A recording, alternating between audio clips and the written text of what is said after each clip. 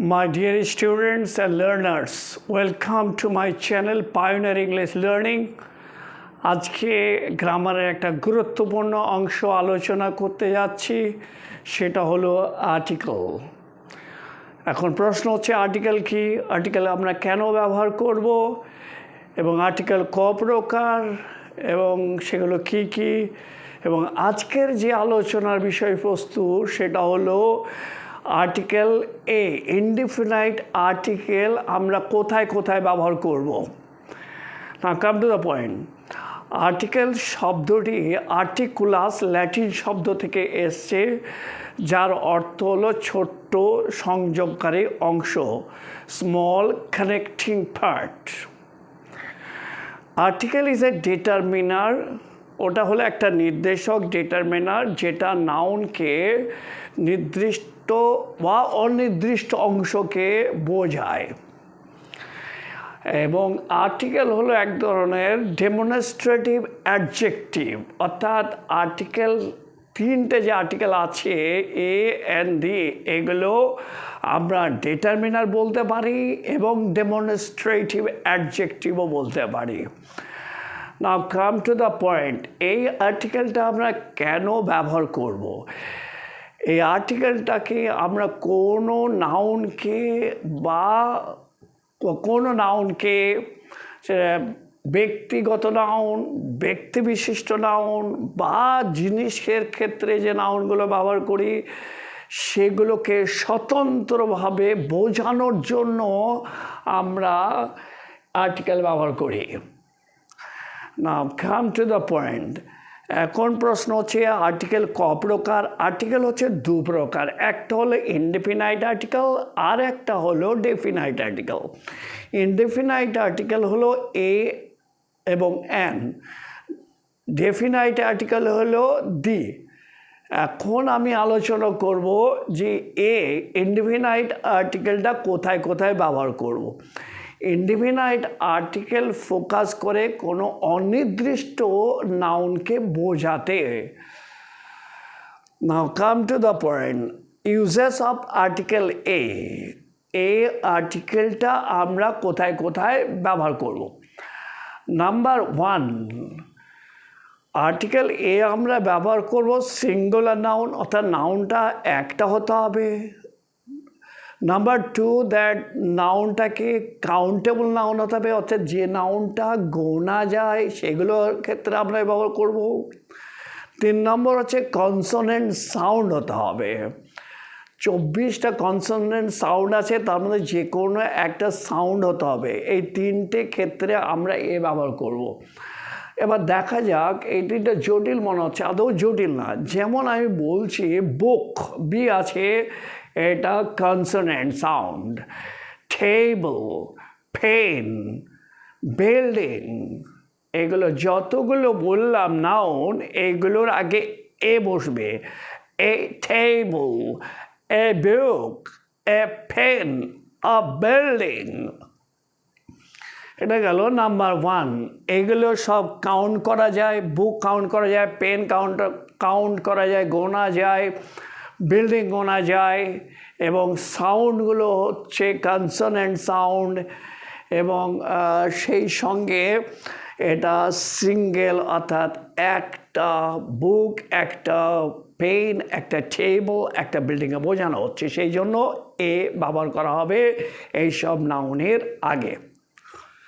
Number two, কোনো word যদি vowel দিয়ে শুরু থাকে এবং সেটার উচ্চারণ যদি ইউ এর মতো হয়, অর্থাৎ কনসোনেন্ট সাউন্ড ওয়াই ইউ এর মতো হয়, সেক্ষেত্রে আমরা ভাওয়েল থাকা সত্ত্বেও আমরা এ ব্যবহার করব। যেমন ইউনিভার্সিটি, ইউনিয়ন, ইউজফুল মেটাল, যতগুলো ওয়ার্ড উচ্চারণ করলাম প্রত্যেকটা ওয়ার্ডের প্রথমে ইউ আছে, আর সেটার উচ্চারণ কিন্তু ওয়াই ইউ, অর্থাৎ সাউন্ডটা আসছে কনসোনেন্ট। সেই জন্য এই সব নাউনগুলোর আগে আমরা এ বসাবো। যেমন a university, a useful metal, a U, a union.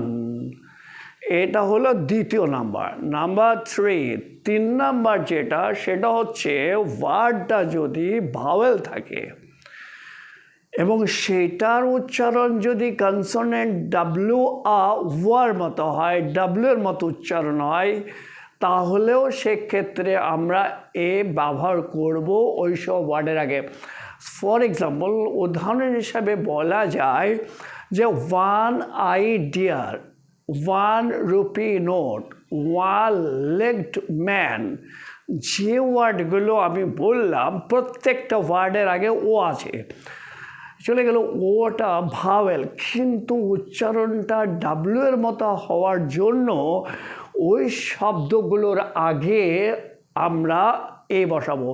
For example আমি বললাম a 1 eyed deer, a 1 rupee note, a 1 legged man, সবগুলোর আগে আমি এ বসিয়েছি। প্রথম লেটারটা ভাওয়েল থাকা সত্ত্বেও উচ্চারণটা যেহেতু কনসোনেন্টের মতো হচ্ছে, সেই জন্য এই দুটো ক্ষেত্রে আমরা এন ব্যবহার না করে এ ব্যবহার করব। নাম্বার 3, অনির্দিষ্ট কাউকে বোঝাতে আমরা এ ব্যবহার করি। For example, A Ghosh is coming, Mrs. Mandal is coming here. Mrs. Mandal, Mrs. Ghosh, আমি জানি না, তার পরিচিতি জানি না, আমি এটুকু জানি যে মণ্ডল এবং ঘোষ তাদের টাইটেল কেউ একজন আসছে। নির্দিষ্ট করে যখন জানছি না, তখন কোন একজন ঘোষ বা কোন একজন মণ্ডল আসছেন, সেক্ষেত্রে আমরা ব্যবহার করব। A Mandal is coming here. A Mrs. Ghosh is coming here. এই ধরনের নাউনগুলোর ক্ষেত্রে আমরা এ ব্যবহার করব। নাম্বার 5 এরপরে সেটা হচ্ছে কোন শ্রেণীকে এটা ক্লাসিফাই করার জন্য আমরা তার আগে এ ব্যবহার করব। যেমন he is a doctor, she is a nurse, তার পরিচয় হচ্ছে নার্স আর তিনি একজন ডক্টর বা তিনি একজন টিচার। আমি একটা শ্রেণীকে বোঝালাম, সেই জন্য এর আগে এ বসালাম।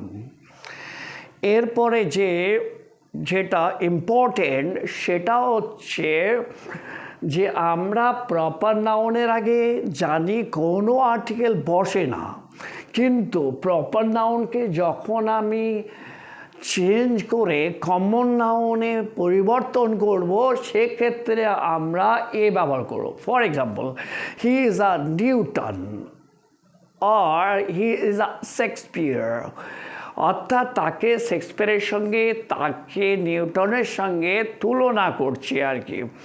তো ওদের যে বৈশিষ্ট্য শেক্সপিয়ার বা নিউটনের, তার মধ্যে আমি কিছুটা মিল খুঁজে পাচ্ছি, তার জন্য ওদের আগে আমি এ ব্যবহার করছি। হি is a Newton, he is a Shakespeare. This is most important article.